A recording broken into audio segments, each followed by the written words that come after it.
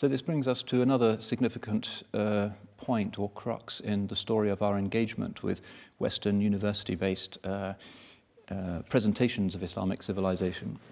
And this is to do with the alleged tension between Zahir and Batin, specifically as it's manifested in the alleged tension between the Hanabila, who are generally reputed to be the most sort of outwardly oriented literalist of the Sunni schools, and the inward traditions of Islam, which we identify with the traditions of Tasawwuf.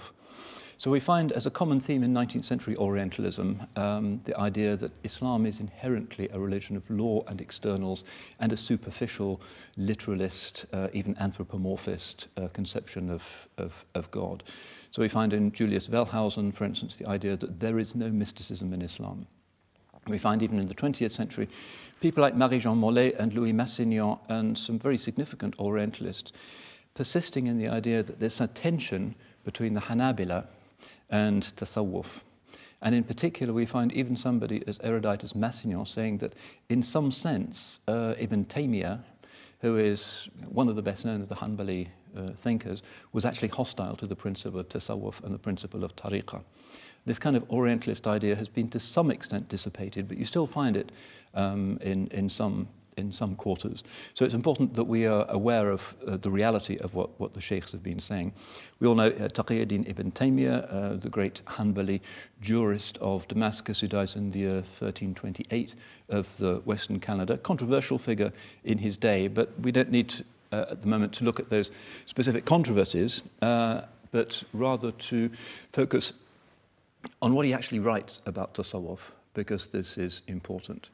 We're not talking about some of the aberrant forms of Sufism that he perceived or perhaps misunderstood in his time. We're talking about the principle of Tasawwuf as present in the major texts of Tasawwuf, for instance, the Risala of Imam Abu Qasim al-Qushayri. So if we actually look at his idea, we find that there's a certain sort of mystical spirituality already in Ibn Taymiyyah in his fiqh, because he's convinced that fatwa choice is very strongly driven by the idea of fitrah, that the sound believer in a state of surrender to his Lord, subhanahu wa ta'ala, has an active fitrah that enables him to know which of the various fatwas is the correct one and what is a correct interpretation of the hadith. Most of the ulama don't actually buy into this and say ijma' is safer, qiyas is safer, the consensus of the ulama is safer. And it's true that in contemporary times we find some people who claim that they're following Ibn Taymiyyah to be using this idea of fitrah to justify whatever their current inner turbulence might require. Fitrah turns out in practice to be rather a subjective kind of notion. But what does he actually say? Well, remember he is a Hanbali, and in fact what we're understanding now and what the ulama have always known is that there's a particularly close connection between the Ahl al-Hadith and the Hanbali madhab and the people of Tasawwuf. There's a disproportionate number of Hanbali scholars who are actively involved in forms of Tasawwuf. And if you read Ibn Rajab's Dhayl ala Tabaqat al-Hanabila, and you go through hundreds and hundreds of biographies of the great Hanbali scholars and hadith experts, you'll see this.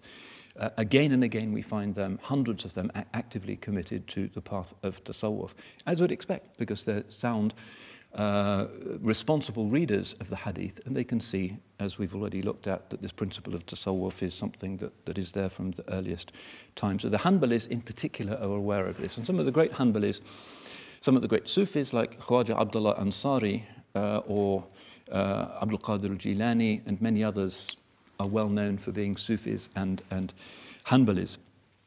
Now another figure is Ibn Qudama, who is in the silsila of Ibn Taymiyyah's teachers, and as well as producing some of the most significant works of Hanbali fiqh, he also writes his Kitab al-Tawwabin, which is a straight manual of traditional tasawwuf, traditional mainstream tasawwuf, and he received the khirqa, the patch robe of Sufi initiation directly from his teacher, who was Abdul Qadir al-Jilani. Ibn Qudama was a disciple of Abdul Qadir al-Jilani.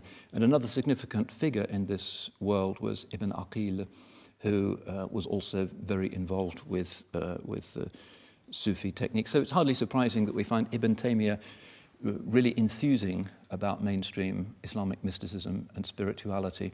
And it's hardly surprising that if you visit Damascus, you find that he was buried in the Sufi cemetery of Damascus.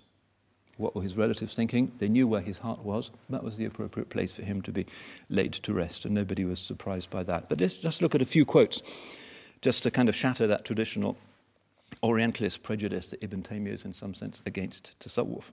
This is in Majmu' Fatawa Ibn Taymiyya, his famous collection of fatwas, Kitab al-Tasawwuf. And here he says, الصوفي في الحقيقة نوع من الصديقين فهو الصديق الذي اختص بالزهد والعبادة. A Sufi, in reality, is a type of the Siddiqeen, that is to say, the highest degrees of people who are sincere and straight and close to their Lord. He is the Siddiq who has been singled out with the blessing of zuhud and ibadah. In other words, his zuhud, his ibadah, characterizes tasawwuf and makes him in this state of being mukhtas.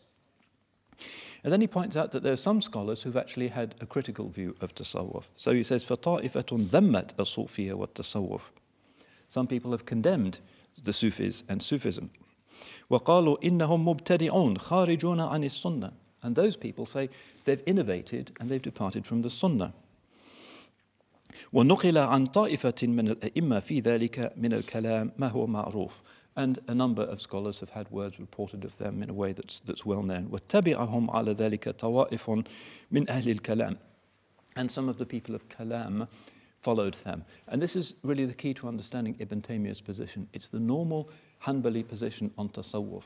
It's a beautiful, necessary Islamic science, but it is a kind of alternative, a spiritual alternative to what the Hanbalis were really uncomfortable with, which was forms of speculative kalam, scholastic and philosophical theology that they thought was not warranted by the Kitab and the Sunnah, and which had been developed by later generations of scholars in order to refute rationalizing tendencies that would only use that discourse. So where we find, and it's very unusual in Islamic civilization, people critical of tasawwuf, it tends to be because they are involved in kalam. That's the real tension, not between hadith and tasawwuf, but between kalam and tasawwuf. That's the only place where you find any kind of real pattern. So Ibn Taymiyyah, in his love for the Sufis, makes this quite explicit in his fatwas.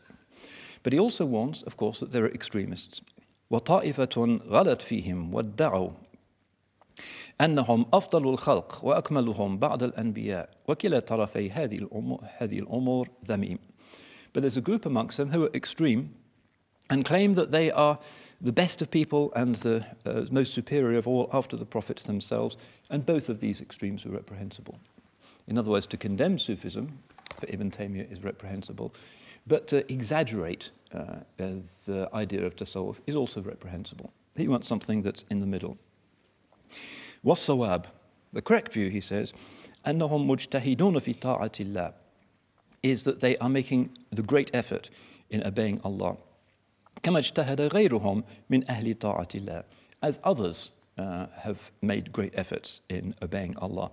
فَفِيهِمُ السَّابِقُ الْمُقَرَّبُ بِحَسَبِ اجْتِهَادِهِ. Amongst the Sufis, there is the one who is the foremost, brought near to Allah thanks to the spiritual effort that he's making. وَفِيهِمَ الْمُقْتَصِدُ الَّذِي هُوَ مِنْ أَهْلِ الْيَمِينِ. And amongst them is the one who's kind of middle of the road, one of the people of the right hand. وَفِي كُلٍّ مِنْ الصِّنْفَيْنِ مَنْ قَدْ يَجْتَهِدْ فَيُخْطِئُ. And in both of these categories, there are people who might make ijtihad, or they're in effort, and might make mistakes. وَفِيهِمْ مَنْ يُذْنِبْ فَيَتُوبْ أَوْ لَا يَتُوبْ. And amongst them, there are some who sin and may repent or may not repent. وَمِنَ الْمُنْتَسِبِينَ إِلَيْهِمْ مَنْ هُوَ ظَالِمٌ لِنَفْسِهِ عَاصٍ لِرَبِّهِ. But also amongst those who attribute themselves to them are those who wrong themselves and disobey their Lord. وَقَدْ انْتُسِبَ إِلَيْهِمْ طَوَائِفٌ مِنْ أَهْلِ الْبِدَعِ وَالزَّنْدَقَةِ. Some people have been attributed to them, in other words, have been claimed to be Sufis, but they're people of innovation and zandaqa. وَلَكِنْ عِنْدَ الْمُحَقِّقِينَ مِنْ أَهْلِ التَّصَوُّفِ لَيْسُوا مِنْهُمْ. But amongst the true scholars of the people of tasawwuf, they are not amongst them. كالحلاج مثلا فإن أكثر مشايخ الطريق أنكروا وأخرجوه عن الطريق. Like Al-Hallaj, Ibn Taymiyyah says most of the scholars of tasawwuf repudiated his views and said that he was not part of the path. It is endlessly contentious, but Ibn Taymiyyah is saying there are some who have departed from the path, and that's not true tasawwuf. فهذا أصل التصوف. This is the basis of tasawwuf. ثم إنه بعد ذلك تشعب وتنوع وصارت الصوفية ثلاثة أصناف: صوفية الحقائق وصوفية الأرزاق وصوفية الرسم. So this is the basis of tasawwuf. And then they have branched into different branches and streams. And there are essentially three categories: the Sufis of true realities, and the Sufis who are involved in tariqah just to make a living, and Sufis who are in it just for the sake of appearance. And this is exactly what Imam al-Ghazali says. If you look carefully at Ibn Taymiyya's view, you find that basically he corresponds with Imam al-Ghazali's definition of tasawwuf, especially in Imam al-Ghazali's kitab Dhamm al-Ghurur, where he mentions many kinds of Sufis who have gone off the track. And this threefold categorization that Ibn Taymiyyah proposes: the true Sufis, the Sufiyat al-Haqa'iq, and the Sufiyat al-Arzaq, and the Sufiyat al-Rasm, is also a Ghazalian characterization. So we find, again, there's very little support for that older Orientalist thesis that the Hanbalis are against tasawwuf and Ibn Taymiyyah is against tasawwuf. In his fatwas, he makes it very clear that he's against certain extremists and errors amongst the people of tasawwuf, just as is against certain errors present amongst some scholars of tafsir or present amongst some scholars of fiqh. He's against those who commit error in this science of tasawwuf, but he makes it absolutely clear that he is not against it. So these are just some examples, but those who know Ibn Taymiyyah well, rather than selectively, will be aware that he is a great enthusiast for tasawwuf, and particularly because his own sanad in tasawwuf comes from his teacher Ibn Amir, who gets it from Ibn Qudama, who gets it directly from Sheikh Abdul Qadir al-Jilani. So there's only two intermediaries between the two sheikhs. And this is present in silsila after silsila after silsila that you can find in the libraries. Taqiyuddin Ibn Taymiyyah is an important transmitter of the Qadiri tariqah. And of course, he writes his famous commentary on the Futuh al-Ghaib of Abdul Qadir al-Jilani. He refers to him as Shaykhuna, our Shaykh. It's hard to find anybody in the history of Islam that Ibn Taymiyyah reveres more than Abdul Qadir al-Jilani. Abdul Qadir al-Jilani is one of the Imams of Tasawwuf. Who is a Sufi if he is not? So again, this is an effective way of knocking these misunderstandings on the head. Look at what he says, for instance. Ibn Taymiyyah says, قال لبست الخرقة المباركة للشيخ عبد القادر وبيني وبينه إثنان. I've worn the blessed khirqa, the blessed patched robe of Sheikh Abdul Qadir, and between me and him there's only two intermediaries. That's Ibn Qudama and Ibn Abi Omar. And among his disciples, for instance, Ibn Kathir is generally regarded as being in the line of Ibn Taymiyyah. Ibn Kathir says, Al-Jilani min sadat al-mashayikh. He's one of the great ones, one of the lords of the Sheikh. And Dhahabi also praises him.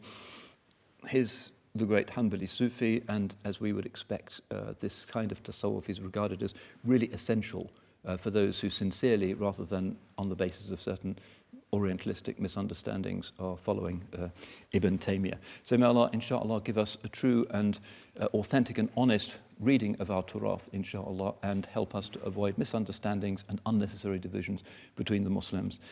Barakallahu fikum, wassalamu alaikum wa rahmatullah.